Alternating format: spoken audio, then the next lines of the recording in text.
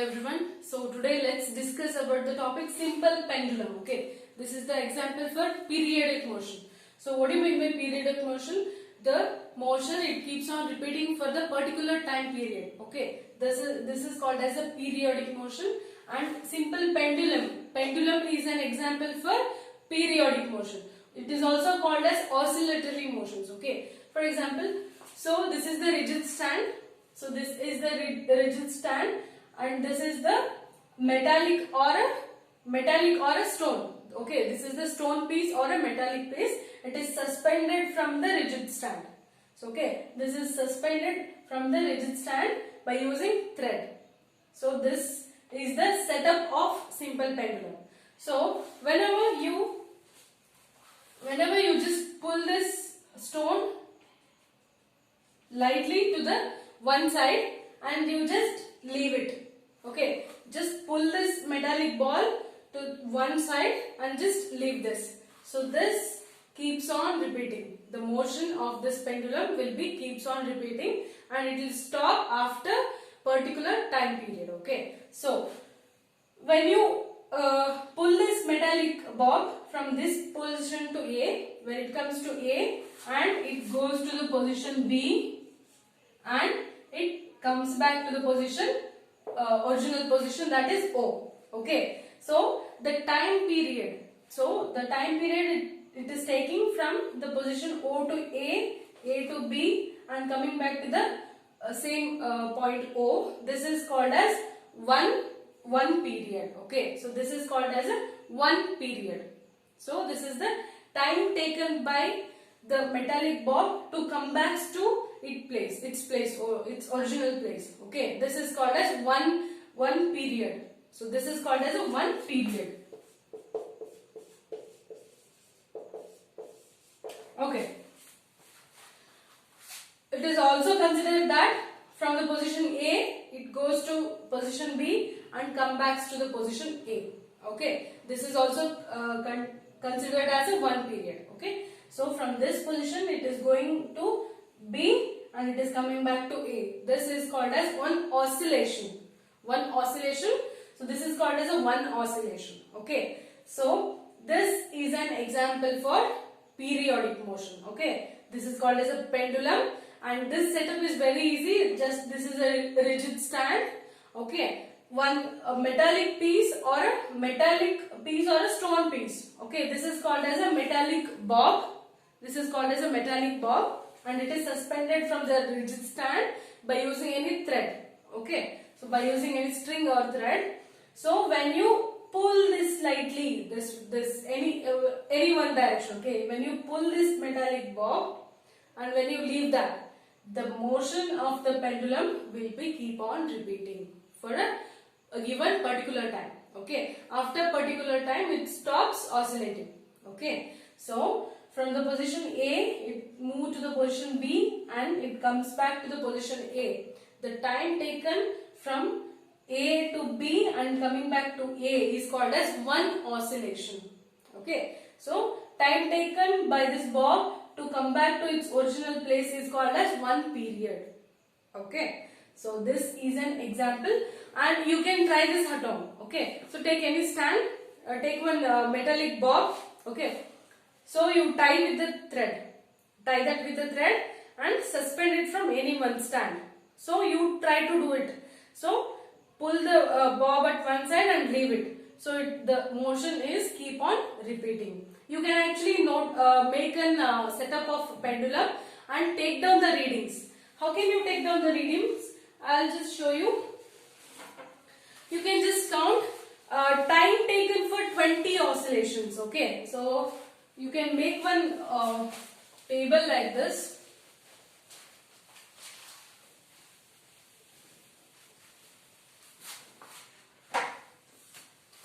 So you can try several. So you can try 1 to 2, 3 to 4 times. Okay. So this is the table you have to write. Time taken for 20 oscillations.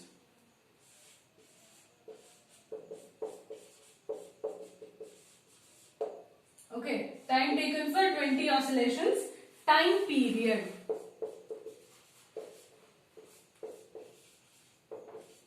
Okay, so this is the table what you have to make. So okay, so after you do setup of the pendulum, so what you have to do is pull the bob and leave it. So start counting 20 oscillations. When you drop the bob, this is your bob, right? So you just pull this to this position A. Okay, so from here it has to go to the position B and come back. Okay, so when you pull this, when you leave it from this position, it has to reach to the position B and it should come back. Then you can count one oscillation. Okay, that is the one oscillation. Again it goes to the position B and come back. That is two oscillations. Okay, so like this you have to count 20 oscillations. Okay, so you have to count how many? 20 oscillations. So once you count the 20 oscillation, note down the time period. For example, it is taking for the first one it is taking 42 seconds. Okay, so time is always considered in seconds. Okay, so it is taking 42 seconds to finish 20 oscillations. How many? 20 oscillations. Okay, so how can you find out the time period? Time period, that is the time taken by a bob to come back to its original place. That is the time period of one oscillation. If you want to calculate, it is very difficult, right?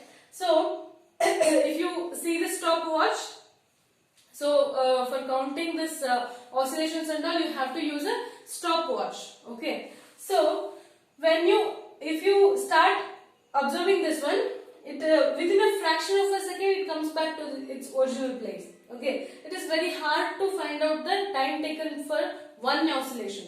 Okay, but it is easy for to read this 20 oscillations, right? So 1, 2, 3, 4. So when it is coming back to original place, you can count 1, 2, 3, 4. So like that, you count for 20 oscillation. Stop the watch. Take down the reading. Assume that is a 42 seconds. Now, how can you find out the time period? Time period, that is for one oscillation, how much time, how much second it is taking. How will you calculate is, so you can do this. Okay, 42 seconds divided by for how many oscillations? That is for 20 oscillations. Okay, so it is taking 42 seconds for 20 oscillations. Now divide this. Okay, so this is 20 ones are 20 twos are 40, right? 20 twos are 40. 2 is remaining. Put a dot. So if 2 is remaining, again, if you put a dot, you get 0 here, right? So that is 20 ones are 20 again. 20 ones are 20. So how much it is taking time? That is 2.1 seconds. 2.1 second. For one oscillation, it is taking 2.1 seconds. Got it? So you can change this reading. Okay. Time taken for 10 oscillations you can take, or 15 you can take. You can change this number. So after you change that, you have to divide the total time period divided by how many oscillations. Okay. So for 20 oscillations, if it is taking 42 seconds, divide this 42 divided by 20. So if you do this, 2.1 is the answer. Okay, so this 2.1 is the time period of one oscillation.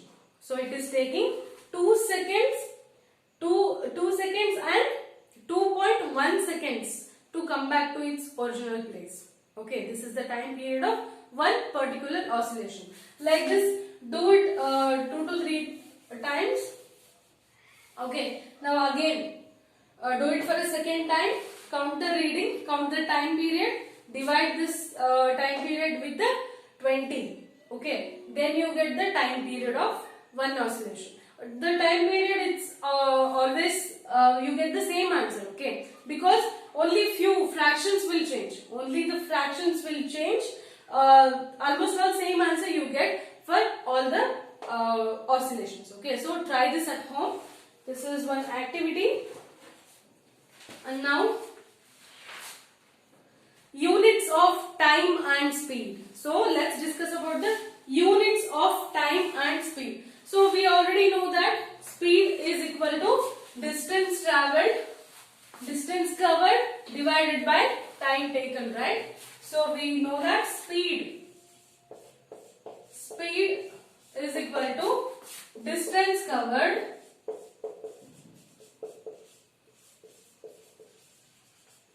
divided by time taken.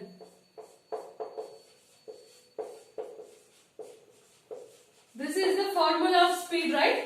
So speed is equal to distance covered divided by time taken. So distance, it can be measured in meter, okay, centimeter, meter and kilometer. So distance unit is centimeter, meter, kilometer. So if it is for a small distance, we use scales and all. So in order to measure the length of this book, I use centimeter. In order to measure the length of this board, I may have to use the tape so that I get the reading in meter. If I want to measure the distance from my place to my school, so I need a kilometers, right? So I want to measure that in a kilometers because the distance is very much. So these are the units, SI units of distance. We already know this. So time it can be seconds, minutes, hour. Okay, seconds, minutes and hour. The time is measured in seconds and minutes as well as in hours. Okay, so time taken, it can be vary. Okay, for example, if I want to if I want to travel from my place to another place, okay, so while I am traveling in bus, so I cannot measure the time in seconds. 1 second, 2 seconds, 3 seconds, 60 seconds, 80 seconds, 90 seconds. It is very difficult, right? I cannot measure the time in seconds while I am traveling. Instead of that, I can measure in the minutes. 15 minutes, for 15 minutes, 30 minutes, 45 minutes, 1 hour. Okay, so while I am traveling, I can measure the time in minutes. Or if I am traveling a very long, I can measure my time period in hours. 1 hour, I covered this much distance. In a second hour, I covered this much distance. So while traveling, it is easy for me to count the reading of time in hours or minutes. I cannot measure it in seconds, right? It is very difficult for us to measure in seconds. Likewise, few more examples. Expressing your age. Okay, expressing your age in terms of years is very easy. I am 15 years old. I am 20 years old. I am 25 years old. It is very easy. So, but in order to measure in the months, we have to sit and calculate how many months.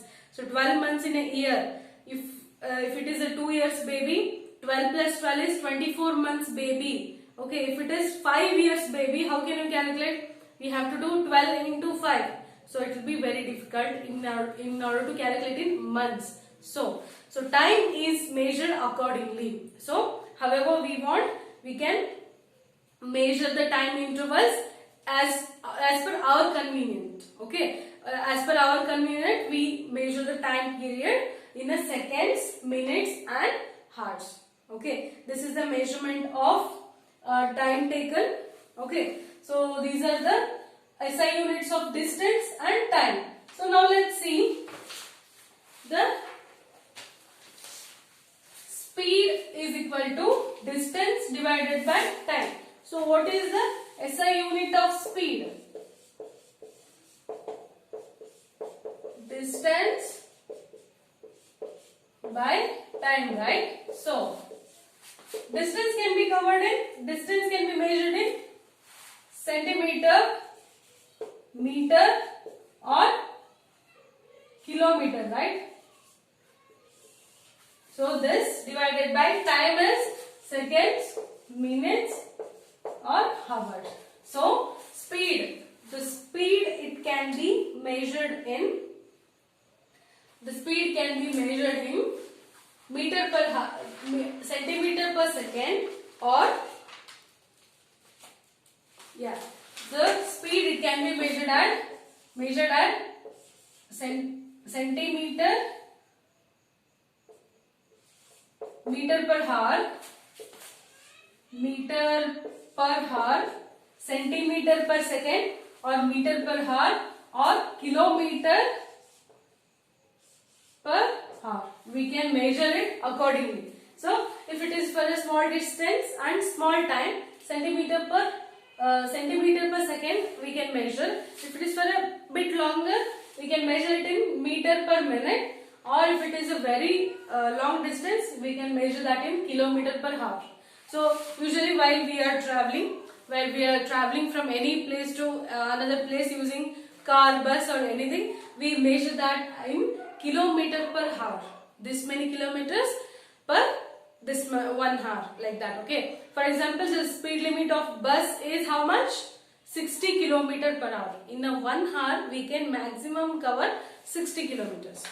Okay. So these are the SI units of time, speed, as well as the distance.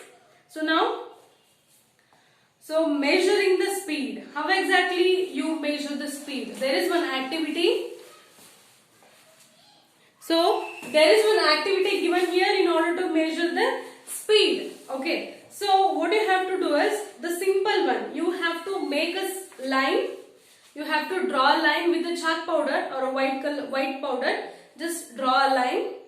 You ask any one person to stand opposite to that line. Okay. Ask any one person to stand just before to that line, and you sit here. Okay. You sit here. Take one ball in your hand.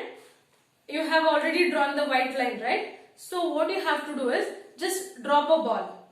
So when you drop a ball will roll, right? The ball will roll, and the person who is standing there has to take the time. Okay, so the person has to note down the time when it just crosses the white color line.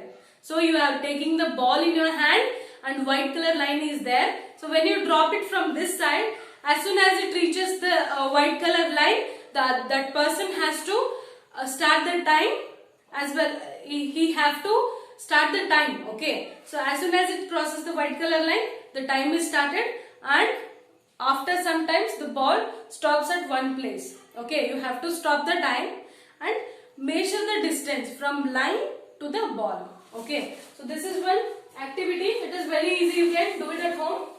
So what you have to do is, you just have to draw a line and drop a ball. Okay. So for example, you are sitting at this place. You are dropping a ball. The white color line is here. Another person is standing here. He is having a stop clock. Okay. So what you have to do is just drop a ball. So drop a ball. It will reach this place, right? As soon as it reaches the white color place, white color line, the stopwatch is on. Okay, and this ball will roll and stop at one place. So okay, then you have to stop the clock. Stop the clock. Note down the time. So time maybe 20 minutes. 20 seconds. Okay. So ball will stop here. Now what you have to do is measure the distance. Measure the distance from this point to this ball. Okay. So you have to measure the distance from this ball to this ball. This is the measurement. Okay. Some centimeter. Let's take 50 centimeter. Okay. So this is the, maybe it is a 50 centimeter. So what you have to do is calculate the speed. Speed is what? Speed is nothing but, so total distance covered divided by the time taken. Okay. So distance covered divided by the time taken. What is the distance covered? It is 50 centimeter. 50 centimeter divided by time taken, let's consider as 25 seconds. Okay. So distance, speed is equal to now, speed is equal to, what is the distance? 50 centimeter divided by time taken is 25 seconds. Seconds, this is centimeter. Okay. So now So 25 ones are 25, 25 twos are 50. What is the speed limit here is, speed is equal to, now 2, this is a 2 centimeter per. Why it is per? Because second is in the denominator. When the denominator number comes to the numerator, it is considered as per centimeter. So 2 centimeter per second. So this is the speed of the ball. Okay. So you can repeat this procedure. You can drop the ball slowly. Sometimes you can drop the ball slightly with a high speed, and you throw the ball with a very high speed. Okay. So try to do it with a speed, different speeds. Then calculate the speed of the ball. So this is the way to calculate the speed of the ball. So once you calculate this, you can assume which was the speed. Okay, which was the high speed and which was the low speed. Okay, this is the way to measure the speed of an object. Similarly, so you can make this also as a table. Okay, so what you have to do is distance moved by the ball. Okay, so when you drop a ball, so do it 2 to 3 times and you can make simple table. One is distance moved by a ball in a one column. Another column, time taken, how much second it is taking. Write it. Calculate the speed. Speed is equal to distance by time. So distance by time is like this. So distance you can measure in centimeter or you can measure in meter. Whenever you measure the distance in a meter, this will become meter per second. Okay, that is a meter per second. So it is difficult for us to measure the 50 centimeter, right? So instead of centimeter, use a meter tape. So you can measure the distance easily. So find out the speed of a balls. Okay, so now this much is enough. So you have to learn the SI units of every this one. Okay, so speed. Whenever you are calculating the speed, instead of if you don't write the SI units, you don't get the whole marks in the exams. For example, they're asking you to find the speed of the ball. If the ball is taking, if the ball is traveled from one place to another place with a distance of 50 meter and it is taking a time period of 25 seconds, calculate the speed of the ball. So what you have to do is, first you have to write the time taken is this much and distance traveled is